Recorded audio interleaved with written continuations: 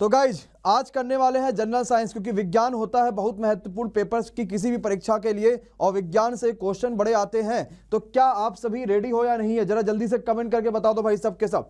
क्या एवरीवन और एवरीबॉडी दोनों का दोनों बच्चा भाई रेडी है कि नहीं है?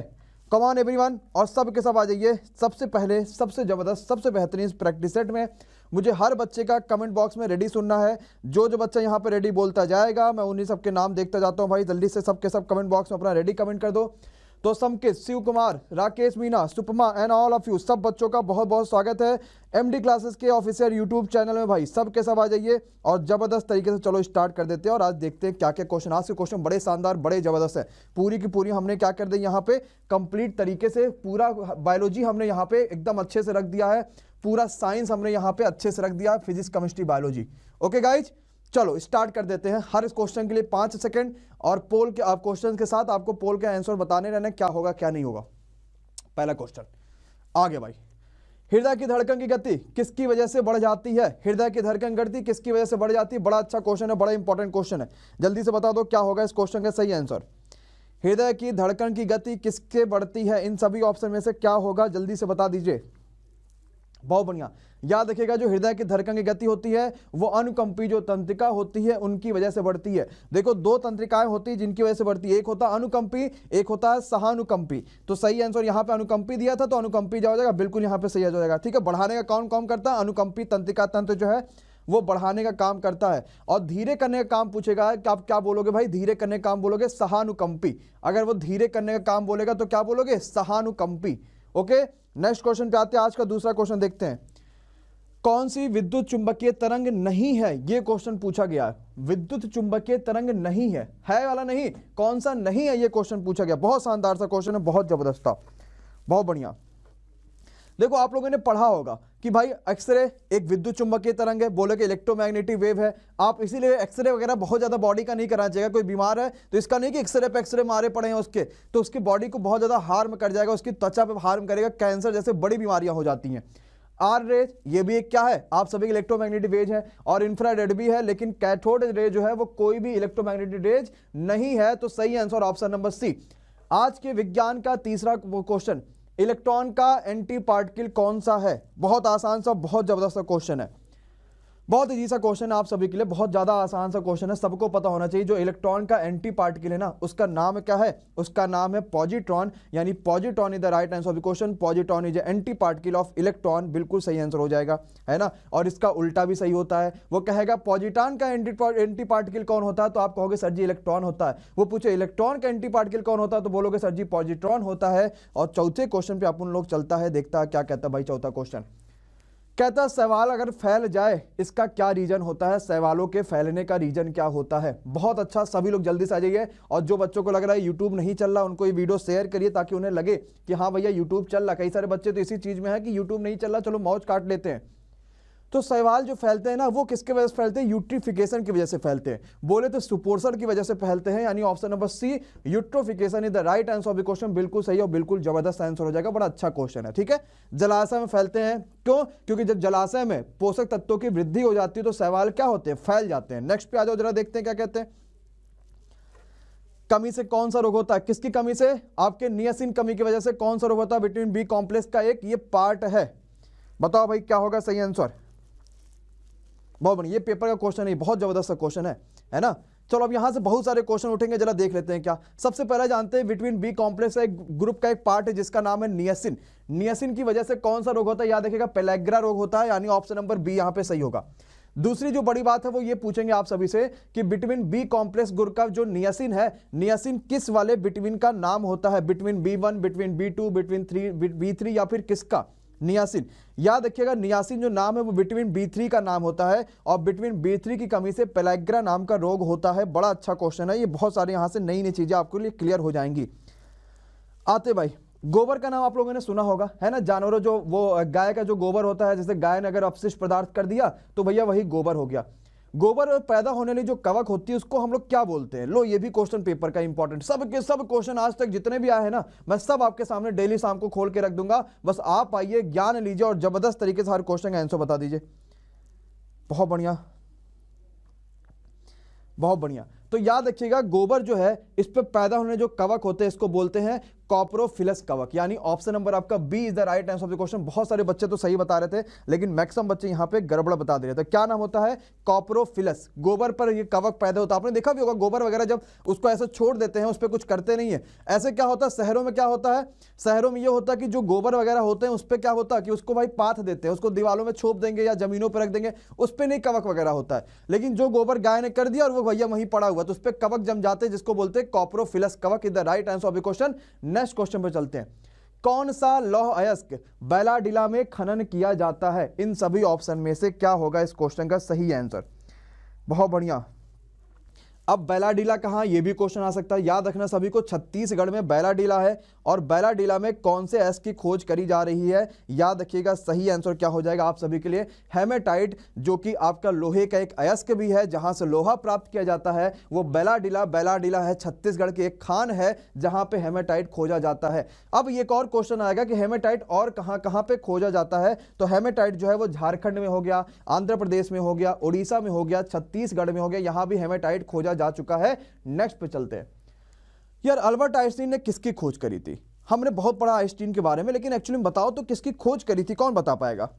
हाँ, आपने शायद पढ़ा भी होगा, क्योंकि अल्बर्ट आइंस्टीन किससे संबंधित है? फिजिक्स से संबंधित है। तो जब फिजिक्स से संबंधित है तो भाई फिजिक्स में इसमें कौन आंसर होगा आपका? हाँ बिल्कुल बोलोगे sir ji, photon is the right answer of the question. जो बच्चा डी बता रहा, भैया डी कैसे बता रहे हो?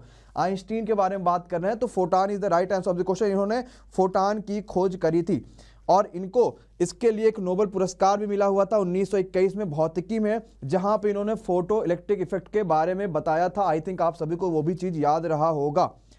चलो, आप सभी को पता जितने भी जीव संघ होते हैं, जैसे आपका आप पेरिफेरा हो गया, आपका आप मान लो बहुत सारे हो गए, उसमें एक और क्वेश्चन ये बनता है, बताओ भाई कौन सा जीव जो है वो पेरिफेरा संघ के अंतर्गत नहीं आता है? आता वाली बात तो अलग है, नहीं आता है, जरा जल्दी से बताओ कौन सा नहीं आता है।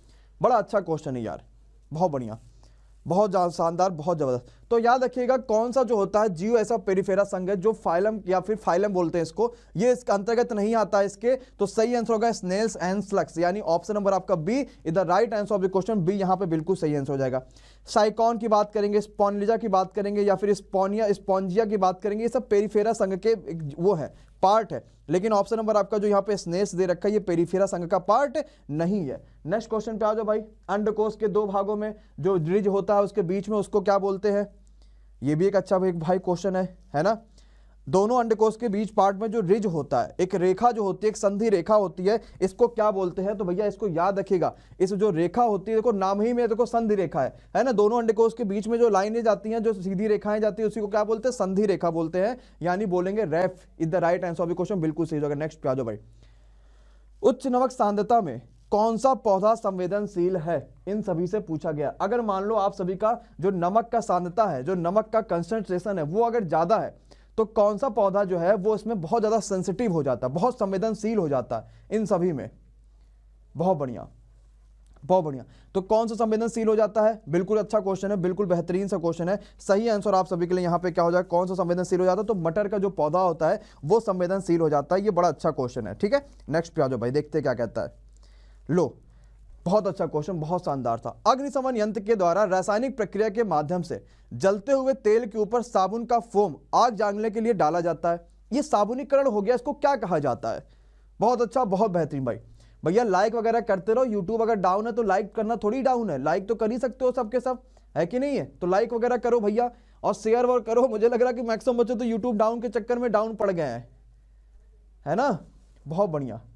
तो भाई ये जो प्रक्रिया होती है, याद रखना, ये कहलाता आप सभी के लिए आर्द्र रसायन और जल योजक, बोले तो वेट केमिकल और वाटर एडिटिव्स प्रक्रिया। Option number A is the right answer of the question. बिल्कुल सही और जबरदस्त आंसर हो जाएगा, पक्का है। चलो नेक्स्ट क्वेश्चन पे चलते हैं। आज का 13वां क्वेश्चन देखते हैं क्या कहता है। आ गया भाई 33वां। कौन सा 13वां? कौन सा हमने चींटी के काटने में पाया जाता है? अब चींटी आपको काट ली तो कौन सा एसिड आपके बॉडी में आ गया?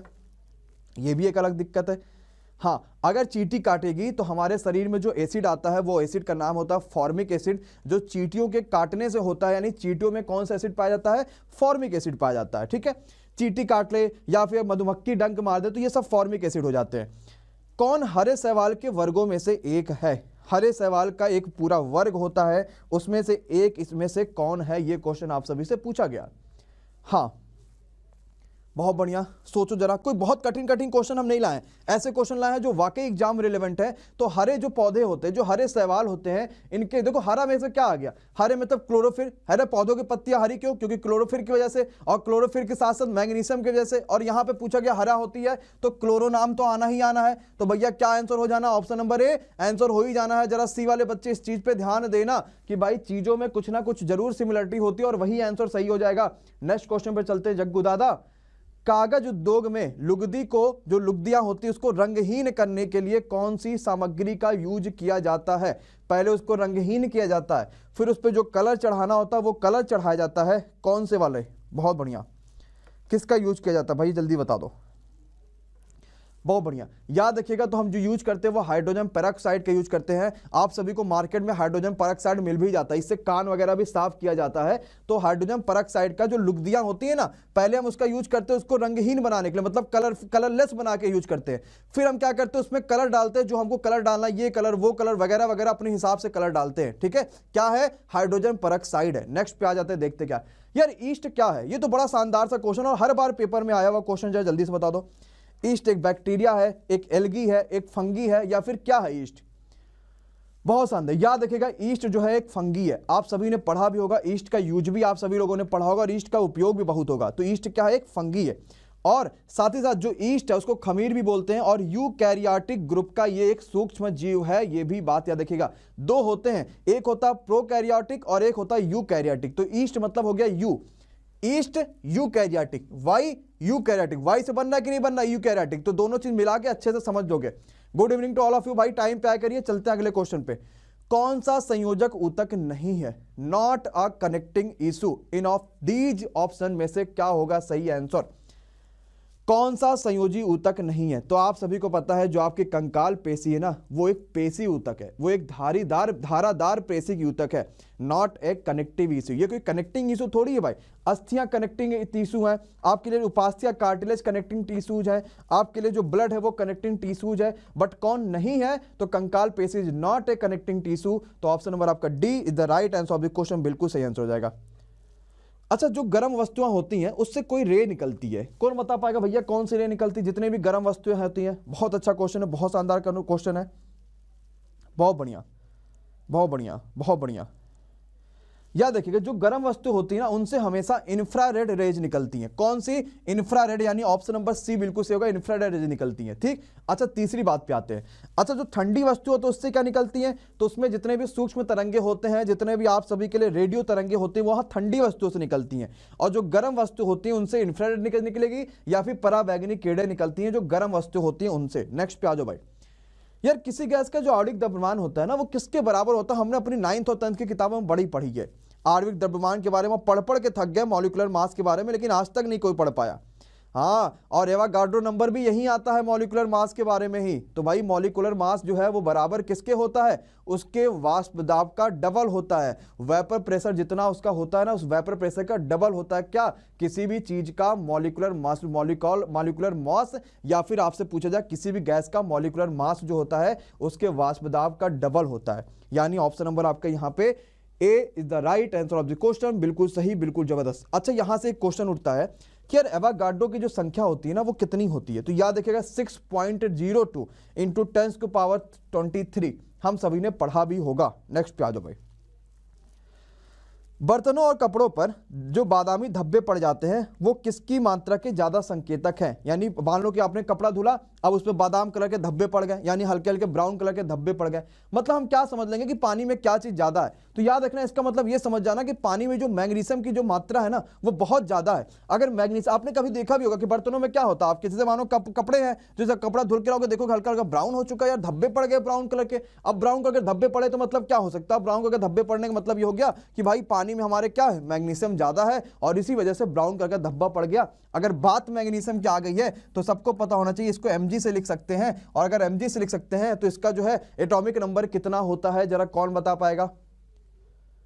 बहुत बढ़िया, आशीष, पुष्पेंद्र, जूही, हेमा जी, सहनाज, जग्गू, मुस्कान, बहुत बढ़िया। तो याद रखिएगा, तो मैग्नीशियम का जो एटॉमिक नंबर होता है वो आप सभी के लिए 12 होता है, यानी सोडियम के बाद सीधे मैग्नीशियम देखने को मिलता है। मुस्कान जैन ने सबसे पहले, विप्रा मार खाओगे सुधर जाओगी।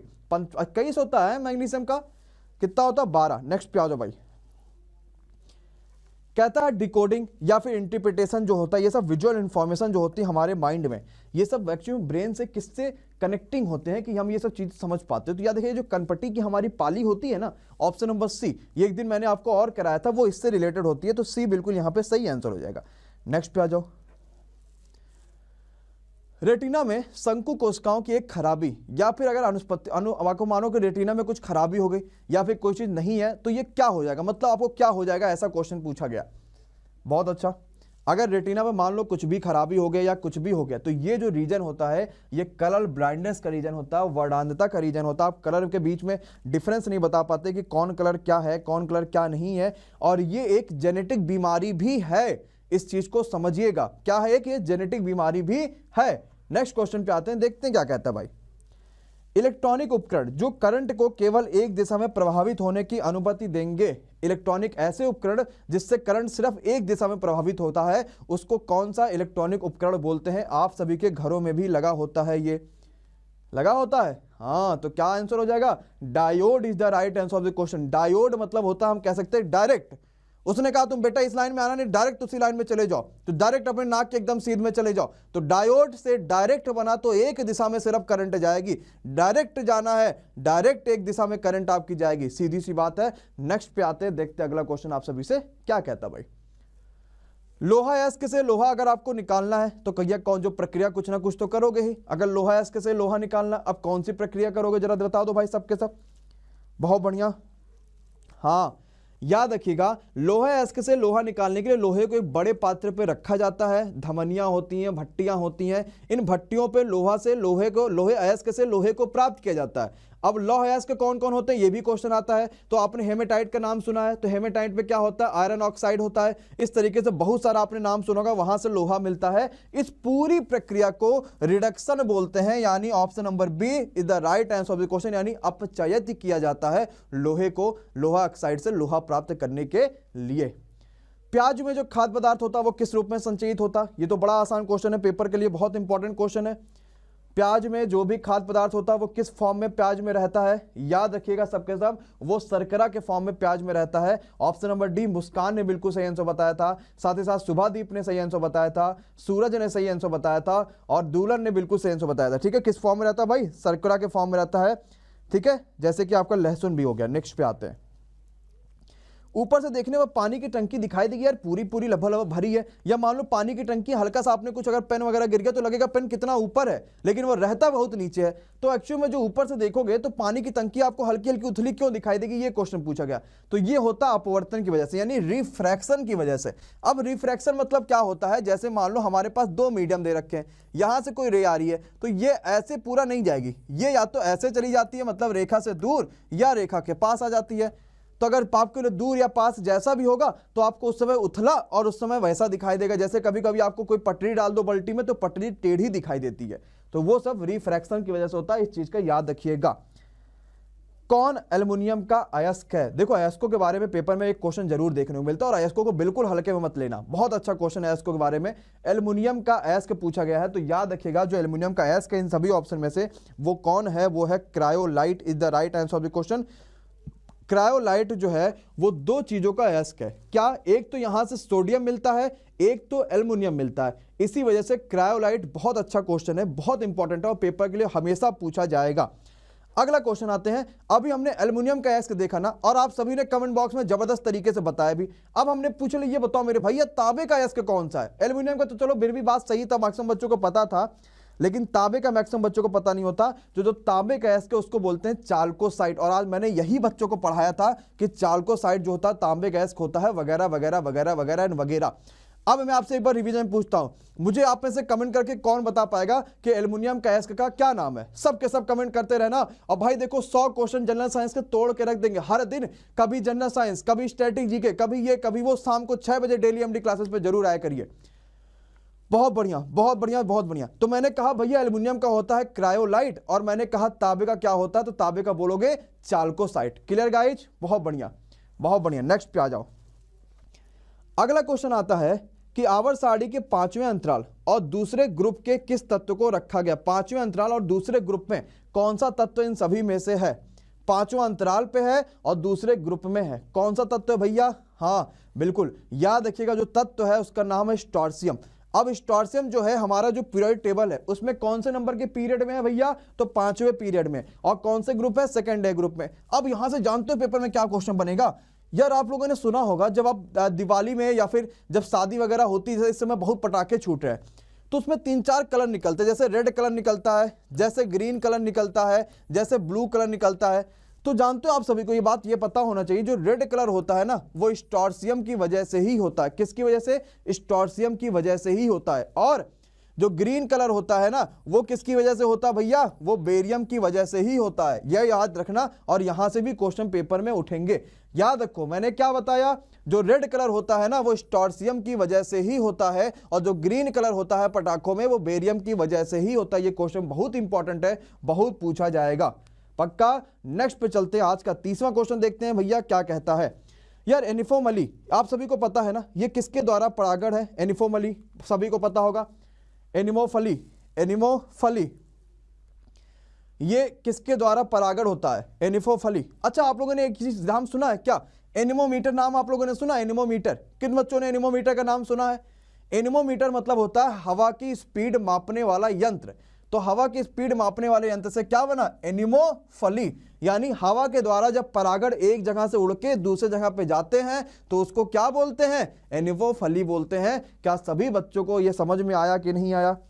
बड़े आसान लग रहे हैं, 30 क्वेश्चन सोचो आपने कवर कर दिया, और आपको मैक्सिमम क्वेश्चन यहाँ पे याद होगा। जब मैं भी आपको यहाँ पे दोबारा रिवीजन कराऊंगा तभी भी आप बहुत तगड़े तरीके से बताओगे।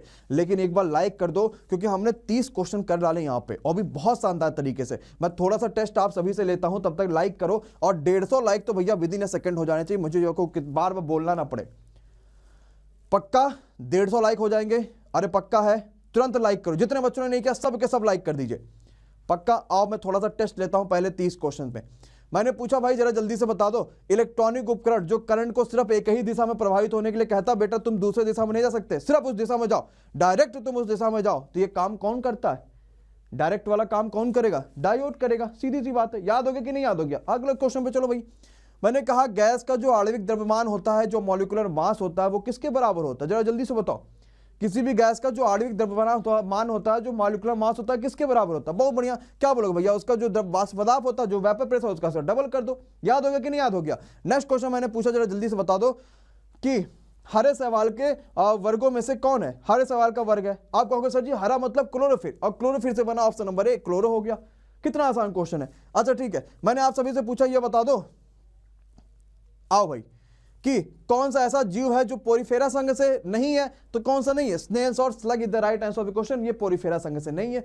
अब आते हैं 31वें क्वेश्चन से, देखते हैं कि 31वां क्वेश्चन आप सभी के लिए क्या कहता है। 31वें का बड़ा अच्छा क्वेश्चन होगा, बड़ा इंपॉर्टेंट क्वेश्चन होगा आप सभी के लिए। चलो भाई आते ही स्टार्ट करते हैं। 31वां क्वेश्चन आपके सामने आ चुका है। कहता है रक्तदाब का पता लगाने के लिए जो यूज किया जाता है रिसेप्टर, जो सेंसरी रिसेप्टर है, उसका क्या नाम है। रक्तदाब का पता लगाया जाता है। बड़ा अच्छा क्वेश्चन है, बड़ा इंपॉर्टेंट क्वेश्चन, जल्दी से बता दो भाई।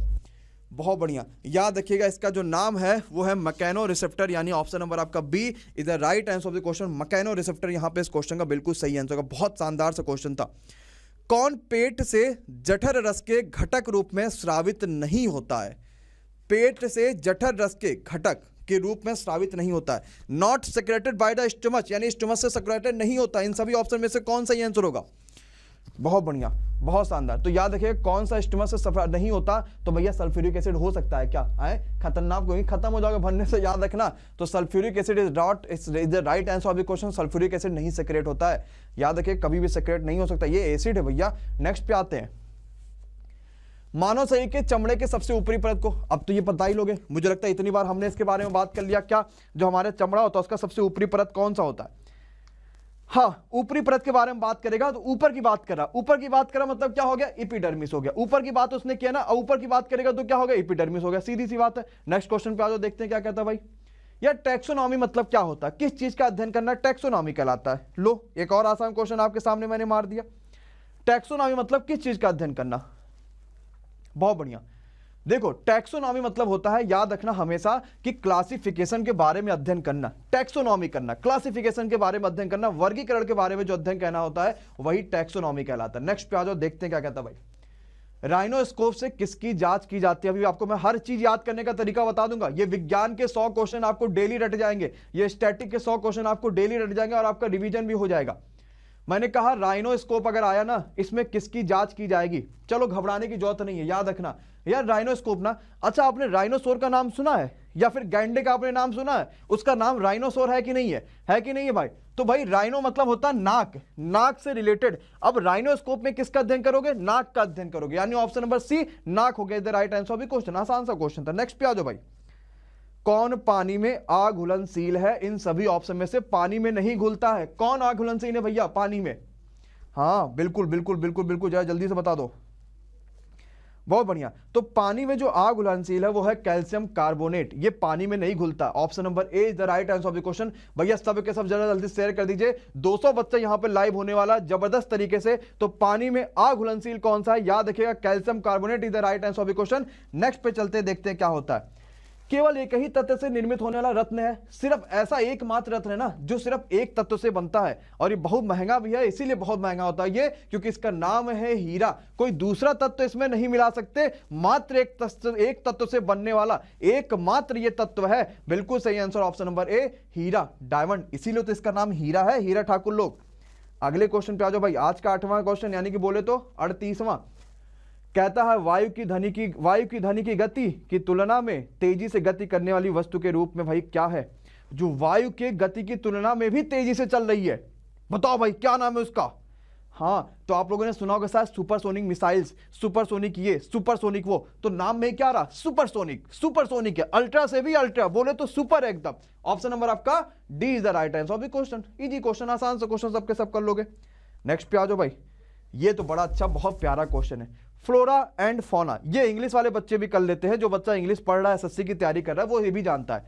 फ्लोरा एंड फौना किससे रिलेटेड है? फ्लोरा एंड फौना, बहुत अच्छा याद रखना। फ्लोरा मतलब होता है कि पौधा, फ्लोरा मतलब क्या होता है? पौधा, और फौना मतलब होता है जंतु। तो फ्लोरा एंड फौना मतलब पौधे और जंतु। Option number see the right answer of the question. क्या बात सभी के समझ में आ गई? चलो अगले पे आ जाते हैं। ऊर्जा परिवर्तक नहीं है, कौन ऐसा है ना? नॉट ए ऊर्जा परिवर्तक, मतलब एनर्जी कन्वर्टर नहीं है, उससे एनर्जी नहीं कन्वर्ट होती है किसी एक फॉर्म में। आपको पता है एनर्जी कभी स्थिर नहीं होती, हमेशा किसी एक फॉर्म से दूसरे फॉर्म, एक फॉर्म से दूसरे फॉर्म जाती रहती है। लेकिन इसमें एक ऐसा है ना जो एनर्जी परिवर्तित ही नहीं करता। यार सिंपल सी बात है, ऐसा काम कौन कर सकता है? भाप का इंजन करेगा क्या? वो तो डायरेक्ट एनर्जी कन्वर्ट कर देता है। क्या सोलर पैनल करता है क्या? बिल्कुल करता है। विद्युत स्तरी जो होती है एनर्जी कन्वर्ट करती है क्या? बिल्कुल करती है। कौन नहीं करेगा? तो समतल दर्पण जो होता है एनर्जी कन्वर्ट नहीं करता है, जो कांच होता है एनर्जी कन्वर्ट नहीं करता। Option number B is the right answer of the question, बिल्कुल सही हो जाएगा। नेक्स्ट पे बढ़ जाओ भैया। माइटोकॉन्ड्रिया निम्नलिखित शरीर में से किस कोशिका में नहीं होती है? Mitochondria is the right answer of the question. क्या होगा भाई?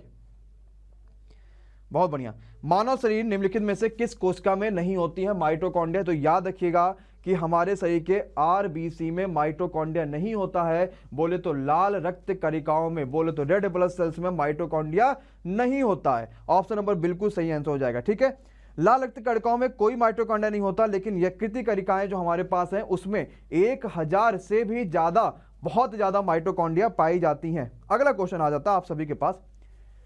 क्या ऑक्सी एसिड नहीं बनाता? यह क्वेश्चन आप सभी से पूछा गया। कौन ऐसा है ना जो ऑक्सी एसिड नहीं बनाता? बहुत बढ़िया, बहुत बढ़िया। तो ऑक्सी एसिड कौन सा नहीं बनाता? याद रखिएगा जो फ्लोरीन है ना वो ऑक्सी एसिड नहीं बनाता, यानी option number D is the right answer of the question. Fluorine oxy acid नहीं बनाता। बड़ा अच्छा क्वेश्चन है, बड़ा इंपॉर्टेंट क्वेश्चन, बड़ा जबरदस्त क्वेश्चन। नेक्स्ट पे आ जाओ भाई।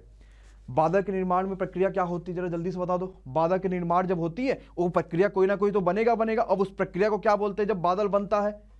बहुत अच्छा, बहुत शानदार, बहुत जिंदाबाद। याद रखिएगा जब बादल बनता है, जब बादल बनने की प्रक्रिया होती है उसको बोलते हैं कंडेंसेशन। आप लोगों ने शायद नाम सुना भी होगा। देखो ऊर्ध्वपातन तो पता है, जब गैस जो हो, जब कोई सॉलिड जो होता है और बिना लिक्विड से गैस में चेंज है, ऊर्ध्वपातन। वाष्पोत्सर्जन भी सुना है, पानी पूरा भरा है वाष्प की तरह बह जाए तो पानी वाष्पोत्सर्जन हो गया। लेकिन संघनता यानी बोले तो आपका कंडेंसेशन वो आपने पक्का हो गया। तो ये आपको पता होना चाहिए, जो कंडेंसेशन होता है उसका मतलब होता है बादल का बनना। नेक्स्ट पे आ जाओ। मानव शरीर में संक्रमण को रोकने में मदद करता है एक विटामिन। कौन सा विटामिन है जो हमारे बॉडी में क्या करता है ना, अगर कोई संक्रमण फैल जाए उसको रोकने का काम करेगा? बहुत बढ़िया,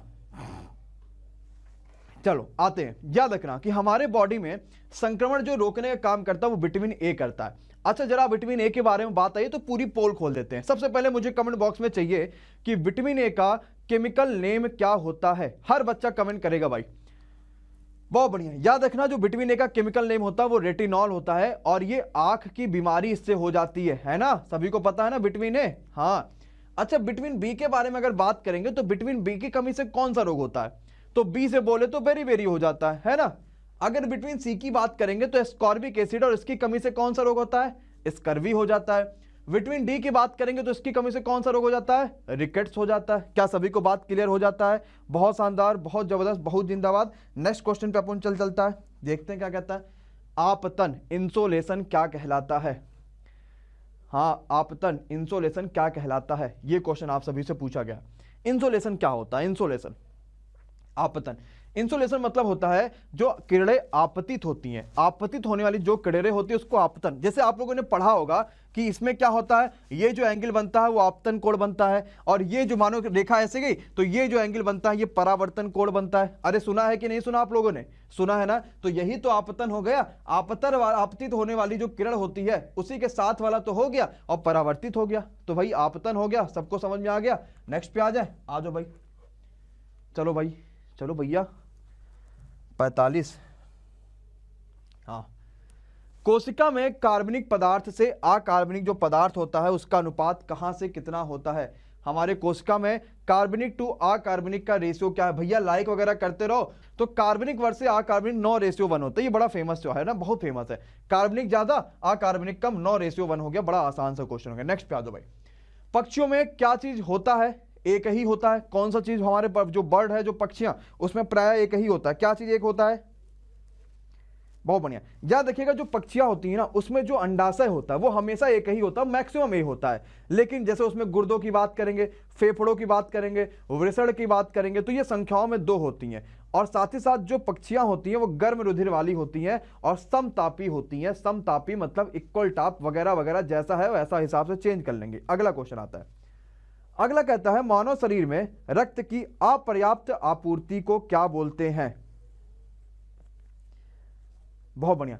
रक्त की अपर्याप्त आपूर्ति मतलब रक्त पहुंच ही नहीं पा रहा सही से, तो भैया ये बहुत खतरनाक बीमारी होती है और इसको हम लोग बोलते हैं स्कीमिया। और इसमें क्या होता है, जब बॉडी में खून नहीं पहुंचा इसका मतलब बॉडी में के हिसाब से खाना नहीं पहुंचा, और बॉडी में के हिसाब से अगर खाना नहीं पहुंचा तो आदमी ज्यादा दिन तक नहीं पहुंच पाएगा। तो ऑप्शन नंबर ए स्कीमिया होता है। Ischaemia is the right answer of the question. Ischaemia यहां पे बिल्कुल सही आंसर हो जाएगा।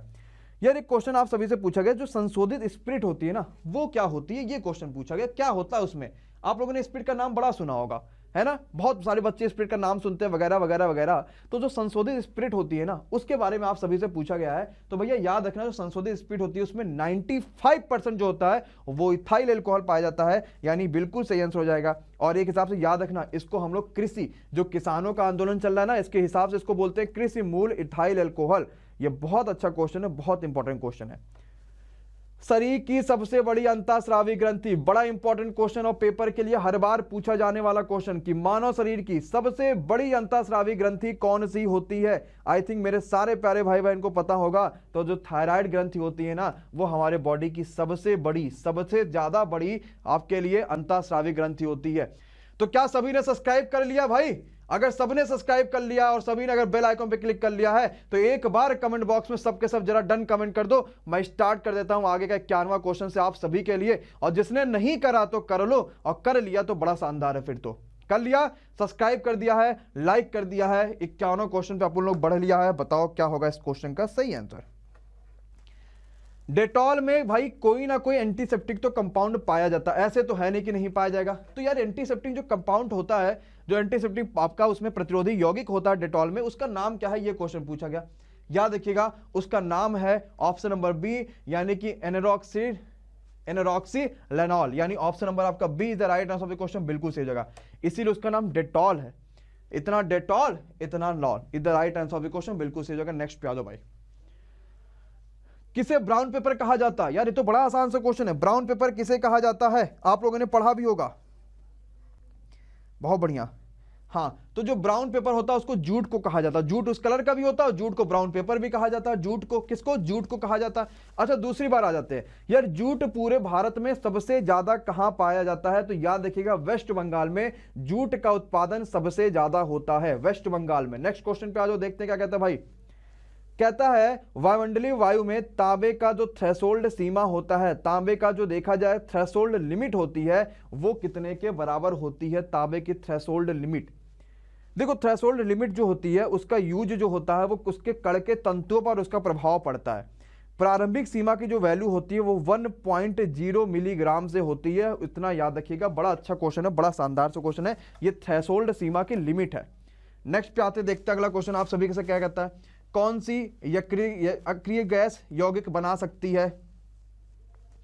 इन सभी में से कौन सी अक्रिय गैस जो है वो यौगिक बना सकती है? आप सभी को पता अक्रिय गैस किसी के साथ रिएक्शंस नहीं करती है, लेकिन फिर भी यौगिक बनाने वाली जो अक्रिय गैस है वो कौन सी है? जेनॉन है। मैं आपसे एक सिंपल सा क्वेश्चन पूछूंगा, जेनॉन का एटॉमिक नंबर कितना होता है भाई? जरा सबके सब जल्दी से बता दी। सिंपल सा एक क्वेश्चन है, जेनॉन का एटॉमिक नंबर कितना होता है?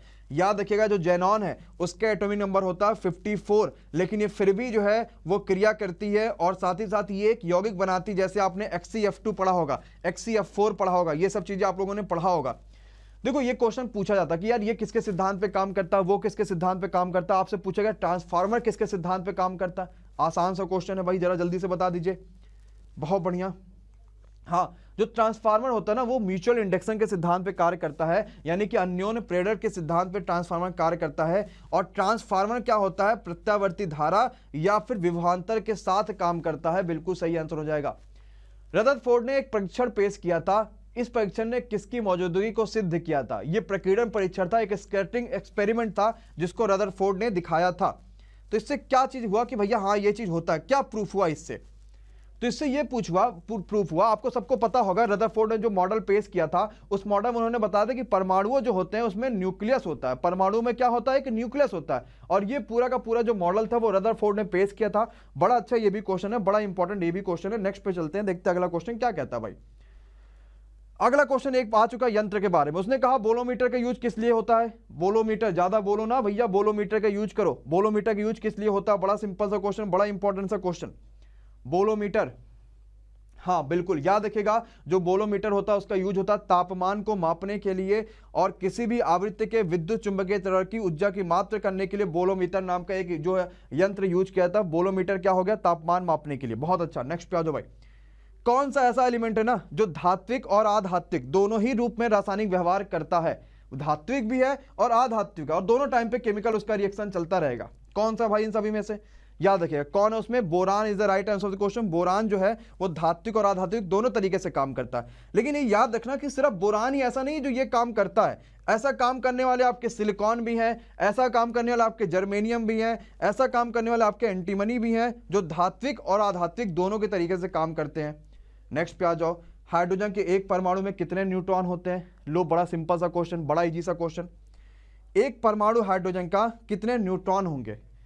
तो भाई याद रखना न्यूट्रॉन जो है वो 0 होंगे, क्योंकि वो एक में से एक माइनस हो जाता है, तो इसी वजह से आपके इलेक्ट्रॉन और प्रोटॉन एक होते हैं। अब एक में से एक जब आप माइनस करोगे तो दोनों माइनस हो जाएगा, तो न्यूट्रॉनों की संख्या फिर तो 0 हो जाएगी, बात खत्म हो जाएगी, है कि नहीं है? 0 हो जाएगा। नेक्स्ट पे आ जाओ भाई, 60वां क्वेश्चन।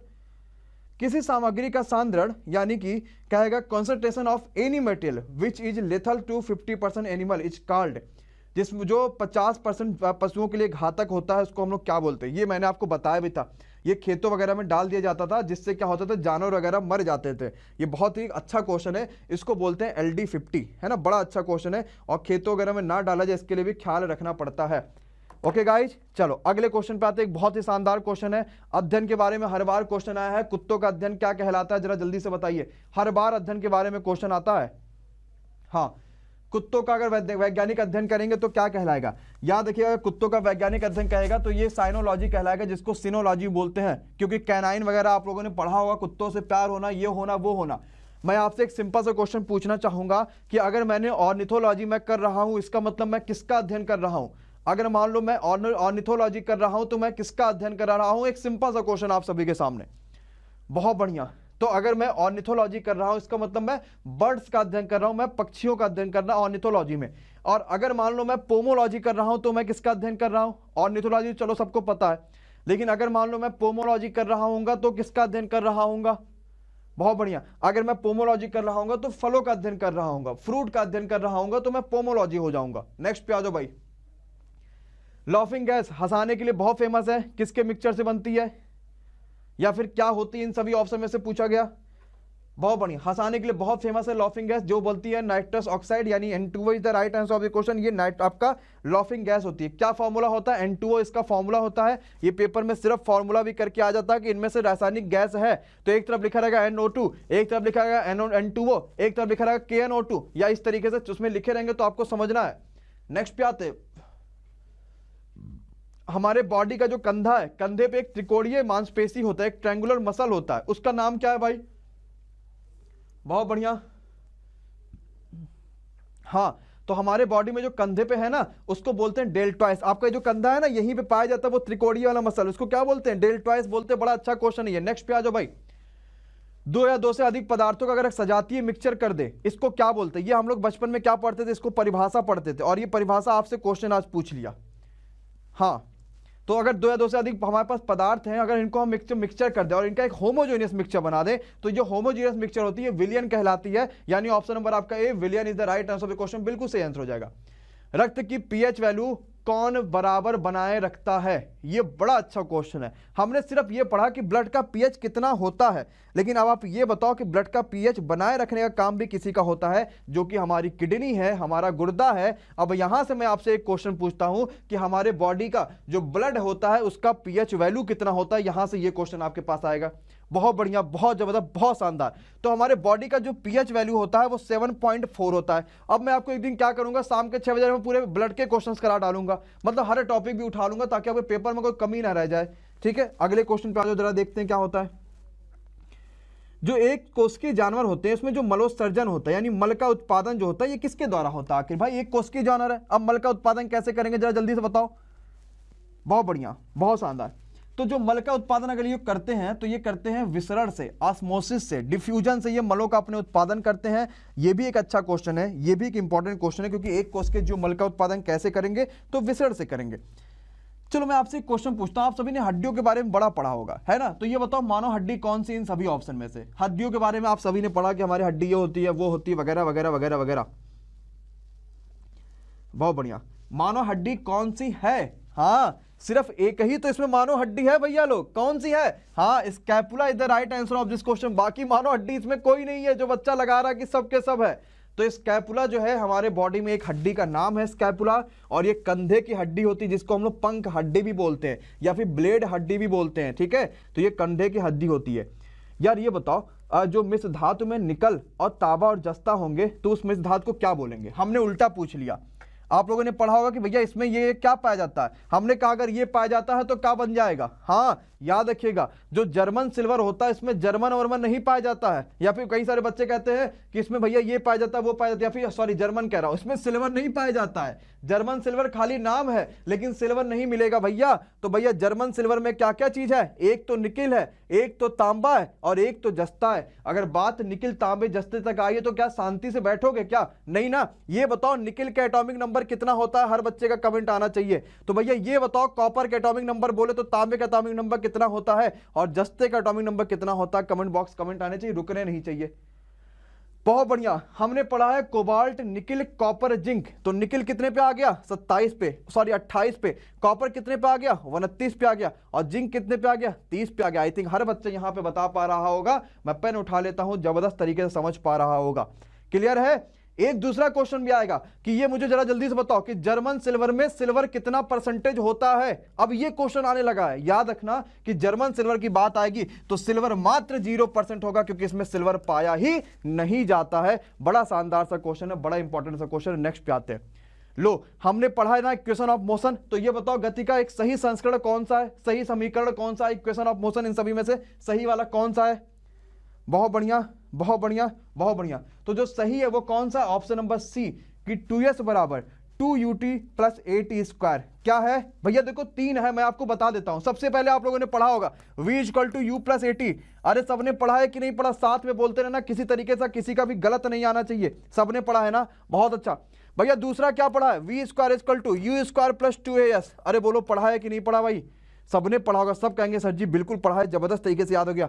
और तीसरा क्या पढ़ा है, यस बराबर UT plus half eighty square. अरे पढ़ा है कि नहीं पढ़ा भैया, पढ़ा है ना, तो बस कुछ हुआ थोड़ी है, ये तीसरे वाले इक्वेशन में 2 का मल्टीप्लाई हो गया तो 2s बराबर 2ut, और जहां ये 2 का मल्टीप्लाई करोगे ये कट जाएगा 80 स्क्वायर। ये क्वेश्चन पेपर में पूछा जाता है और ये क्वेश्चन बच्चे छोड़ के चले आते। क्यों छोड़ के चले आए, उन्हें पता ही नहीं कि ये कैसे चेंज हो गया। अरे हमने तीसरा क्या पढ़ा भैया कि s बराबर ut प्लस हाफ 80 स्क्वायर। अरे यही तो पढ़ा है कि नहीं पढ़ा, यही तो पढ़ा है भाई, और खत्म हो गया। 2 का मल्टीप्लाई करो, 2 का मल्टीप्लाई करो, 2 से 2 कटा, आंसर आपका आ गया ऑप्शन नंबर सी।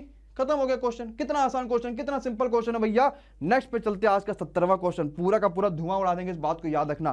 क्या आपने गैंडे का सींग देखा होगा, साथ ही साथ हमारे बाल वगैरह देखे होंगे, इसमें कोई एक संरचनात्मक प्रोटीन पाया जाता है, वो भी बड़ा इंपॉर्टेंट है। वो प्रोटीन कौन सा है, तो यही क्या नाम है, कैरोटीन नाम है इसी प्रोटीन का। सिंपल सा क्वेश्चन है, आसान सा क्वेश्चन। तो कैरोटीन गैंडे का जो सींग होता है उसमें पाया जाता है, साथ ही साथ हमारे बॉडी के बाल में भी पाया जाता है कैरोटीन। एक आसान सा क्वेश्चन। नेक्स्ट पे आ जाओ जरा, 71वां क्वेश्चन देखते हैं।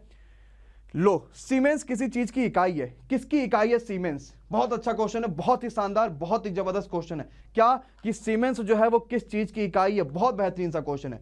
याद रखिएगा, सीमेंस होता है विद्युत कंडक्टेंस की इकाई, यानी कि चालकत्व की इकाई, इलेक्ट्रिक कंडक्टेंस की इकाई होता है सीमेंस। ऑप्शन नंबर आपका B is the right answer of the question.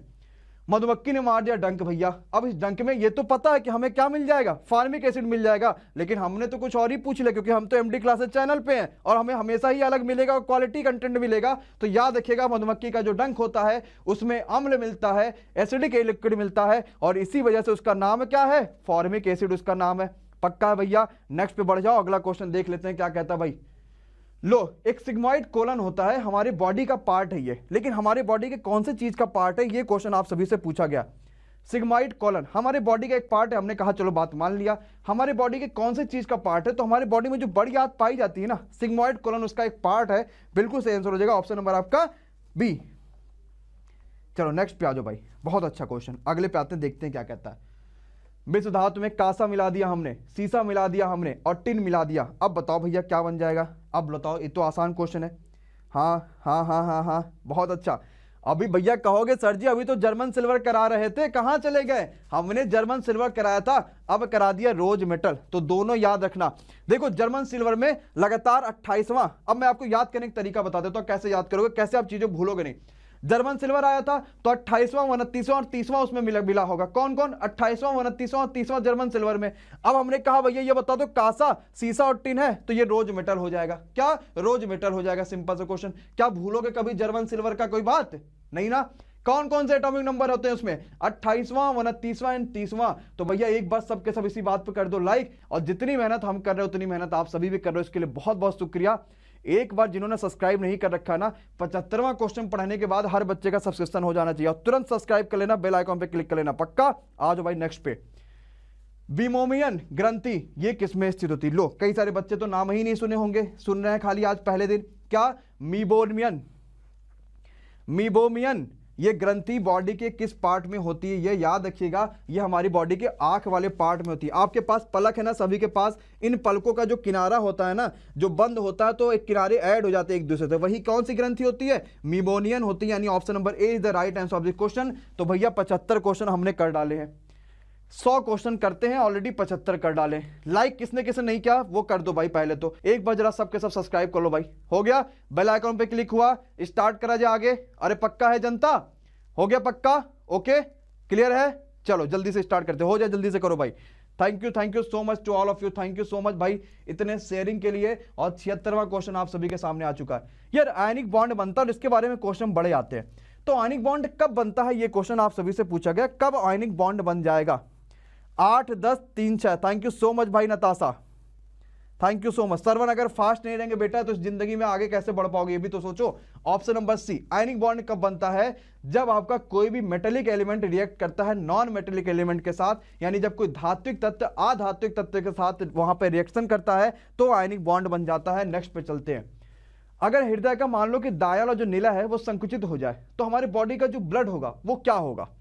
हाँ आप लोगों ने पढ़ा भी होगा, हमारे बॉडी का जो ब्लड होता है उस समय कहां चला जाता है, फेफड़ों में चला जाता है ना। और ये चलता ही रहता है, चलता ही रहता है, चलता ही रहता है, सिकुड़ता है फैलता है, सिकुड़ता है फैलता है, इस तरीके होता है। अच्छा जानते हो हम लोगों ने अपने जो है 9th 10th 11th की किताबों में यूनिट वगैरह पढ़ा होगा कि ये बताओ एक अश्व शक्ति बराबर कितना वाट, तो कहते हो सर जी 746 वाट। अरे कहते हो कि नहीं कहते हो? लो एक और क्वेश्चन आपके पास आ गया, एक जूल में कितना कैलोरी। अब ये तो कठिन क्वेश्चन तो है नहीं, आसान ही क्वेश्चन है, बताओ भाई। बहुत बढ़िया, हाँ 740, इंदर थापा ने बिल्कुल सही बताया था। एक जूल में कितना कैलोरी, आसान क्वेश्चन नहीं है, जबरदस्त क्वेश्चन बोलते हैं इसको। 0.24 कैलोरी होता है एक जूल में। जो बच्चा नहीं जानता ना वो जान जाओ, इंपॉर्टेंट क्वेश्चन, हमने एक जूल में कैलोरी पूछा है। और लगभग कितना होता है, लगभग होता है 0.238929, लगभग इतना कैलोरी होता है। चलो नेक्स्ट क्वेश्चन पे चलते हैं, देखते क्या कहता है भाई। किस हम लोग का राजा कहा जाता है भाई, ये तो बड़ा फेमस सा क्वेश्चन है। ऐसा कौन सा एसिड है जिसको हम लोग का राजा भी कहा जाता है? बहुत शानदार, बहुत जबरदस्त और बहुत जिंदाबाद। हाँ याद रखिएगा, अम्लों का राजा कहा जाता सल्फ्यूरिक एसिड को, यानी option number D is the right answer of the question. और ये सेक्रेट नहीं होता हमारे बॉडी से, ये भी मैंने आपको पढ़ा दिया। तो अम्लों का राजा sulphuric acid is right answer of the question. Next पे चलते हैं भाई, 80वां क्वेश्चन। धातु का एक अमलगम में दूसरा तत्व क्या होता है? किसी धातु के एक अमलगम में दूसरा जो तत्व होता है वो क्या होता है? याद रखिएगा, अमलगम मतलब हो गया पारा। पारा is the right answer of the question. जी बिल्कुल सही आंसर होगा। अच्छा अब एक बार जानते हो, जब मैं वो पेपर देखा था पीसीएस लेवल का, उसमें ये पूछा था कि पारा का नाम क्या है पूरा। अब देखो हमें ये पूछा भैया कि पारा के एटॉमिक नंबर बताओ, तो बता दे। अब हमसे पारा का नाम पूछ रहे, याद रखिएगा ये Hg का मतलब होता है हाइग्रागैरियम। क्या होता है? हाइग्रागैरियम। अगर ये पेपर में आ जाए तो रुकना नहीं किसी को। तो Hg का नाम hydrargyrum is the right answer of the question, बिल्कुल सही। नेक्स्ट पे आ जाओ, जरा देखते क्या कहता है भैया। किस प्रकार के पौधे में तना कमजोर होता है और आसपास के ढांचे की सहायता की ओर से ऊपर चलता है? आपने देखा भी होगा कि एक डंडा लगा देते हैं, उसी में पौधा चढ़ता रहता है, चढ़ता रहता। क्यों? क्योंकि तनाएं बड़ी कमजोर होती हैं उनको, और इनको बोलते हैं आरोही पौधा, यानी कि क्लाइम करते हैं ये धीरे धीरे। तो B is the right answer of the question, बिल्कुल सही और बिल्कुल जबरदस्त क्वेश्चन हो जाएगा। पक्का है गाइस? क्या सबको क्लियर है? कोई परेशानी नहीं? नेक्स्ट पे आ जाओ भाई। किस प्रकार के विन्यास में मध्य सिरा के दोनों ओर जाल जैसा डिजाइन होता है? बताओ भाई। दोनों ओर जो होगा वो जाल जैसा एक डिजाइन हो जाएगा। कौन सी वाली सिराएं होती हैं, ये क्वेश्चन पूछा गया। याद रखिएगा, जो जालिका रूपी सिरा विन्यास होती है ना, उसमें ये चीज होती है। तो option number A is the right answer of the question. आज जो नेक्स्ट क्वेश्चन पर देखते हैं क्या कहता है। कौन सी तरंगदैर्घ्य प्रकाश संश्लेषण के लिए सबसे ज्यादा अवशोषित की जाती है? जब प्रकाश संश्लेषण होती है ना, तो इस कलर के कलर को सबसे ज्यादा पौधा अवशोषण करता है। कौन सा वाला कलर है? वेरी गुड यार, बहुत सारे बच्चे बिल्कुल सही बता रहे हो। कौन सा वाला कलर है भाई? तो ब्लू वाला कलर है। ब्लू है भैया, ग्रीन काहे होगा? ये तो सोचो, है ना, ग्रीन तो लेके वो बैठा है। तो कौन सा वाला कलर है? ब्लू वाला कलर है। ऑप्शन नंबर आपका blue is the right answer of the question. Next पे आ जाओ भाई, अगला क्वेश्चन देखते हैं क्या कहता है, बहुत तगड़ा।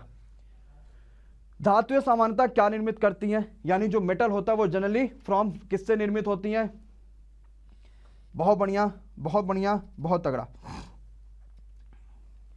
बहुत बढ़िया। तो याद रखिएगा, जो धातुएं समानता होती है ना, वो क्षारीय ऑक्साइड निर्मित करती है, यानी आपका बेसिड ऑक्साइड निर्मित करती हैं। बिल्कुल अच्छा क्वेश्चन हो जाएगा, बिल्कुल आसान सा क्वेश्चन है। ये नायलॉन धागा किसका बना होता है? आप लोगों ने बड़ा पढ़ा, नायलॉन ये, नायलॉन वो, नायलॉन ये बताओ जल्दी से, नायलॉन धागा किसका बना होता है? मुझे कमेंट बॉक्स में कमेंट रुकने नहीं चाहिए और हर बच्चे का आंसर आ जाना चाहिए। तो पॉलीएमाइड पॉलीमर का बना होता है क्या? नायलॉन धागा। और नायलॉन धागे को आप सभी बच्चे ऑलरेडी जान रहे होंगे। तो भैया चलो जरा 86वें क्वेश्चन पे आते हैं।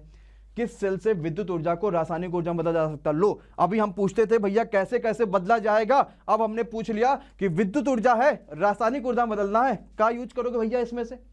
बहुत आसान सा क्वेश्चन है, याद रखना, हम यूज करेंगे इलेक्ट्रोलिटिक, यानी option number D is the right answer of the question. बाकी गैल्वेनिक कहां बदलेगा भैया? हमने विद्युत को रासायनिक में बदलने की बात करी ना, तो इलेक्ट्रोलिटिक के अलावा कोई तो कर ही नहीं सकता। नेक्स्ट क्वेश्चन पे आ जाओ। अदिश राशि यानी स्केलर क्वांटिटी, दो तरह की क्वांटिटी होती है भाई, एक होता है वेक्टर, एक होता है स्केलर। तो आपसे पूछा गया ये बताओ स्केलर क्वांटिटी कौन सी है? मैंने ऑलरेडी समय स्टार्ट कर दिया, मात्र 5 सेकंड का, जरा जल्दी से बता दीजिए।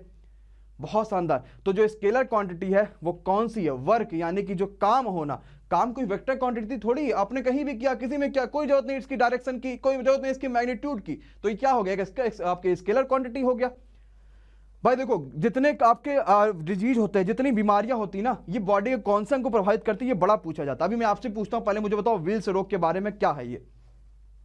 बहुत अच्छा, बहुत शानदार, बहुत जबरदस्त, है ना। विल्स रोग कौन से बॉडी के अंग को प्रभावित करता है? तो ये बॉडी के जो है एक किडनी को प्रभावित करता है, और ये बहुत ही ज्यादा भयंकर रोग है, किडनी को प्रभावित करता है, बहुत ज्यादा खतरनाक रोग है। मैं आपसे पूछता हूं अल्जाइमर के बारे में, कौन बच्चा बता पाएगा कि अल्जाइमर बॉडी के कौन से अंग को प्रभावित करता है? बॉडी के कौन से पार्ट को अल्जाइमर रोग प्रभावित करता है? अल्जाइमर, याद रखिएगा, अल्जाइमर कहीं नहीं, सीधे यही हमला करता है और बॉडी के ब्रेन को प्रभावित करता है। और आपसे पूछा गया था विल्स रोग, विल्स रोग बॉडी के किडनी को प्रभावित कर देता है। नेक्स्ट पे चलते हैं आज का। साबुन के बुलबुले पर अगर हम श्वेत प्रकाश डाल दे दादा तो क्या हो जाएगा, कलर कैसा दिखाई देगा? ये क्वेश्चन आप सभी से पूछा गया है। बहुत बेहतरीन, बहुत शानदार। तो अगर हमने साबुन के बुलबुले पर डाल दिया श्वेत प्रकाश तो इंटरफेरेंस हो जाएगा, व्यतिकरण हो जाएगा, चारों दिशाओं में रोशनी फैल जाएगी, व्यतिकरण हो जाएगा, इंटरफेरेंस हो जाता है। नेक्स्ट पे आ जाओ भाई। कहता है सीसा संचायक बैटरी के अनावेशित होने पर क्या हो जाएगा? अगर जो आपका लेड स्टोरेज बैटरी है ना वो मान लो डिस्चार्ज हो गया तो फिर क्या होगा? ऐसे टाइम पे क्या कह सकते हैं? हाँ, याद रखना, ऐसे टाइम पे सल्फ्यूरिक एसिड की जो है वो खत्म हो जाती है, सल्फ्यूरिक एसिड। ये क्वेश्चन बिल्कुल सही आंसर हो जाएगा। तो भैया हमने इतने क्वेश्चन तो कर डाले, पूरे के पूरे 90 क्वेश्चन आज के दिन में थे और बहुत बेहतरीन, बहुत शानदार, बहुत जबरदस्त क्वेश्चन थे।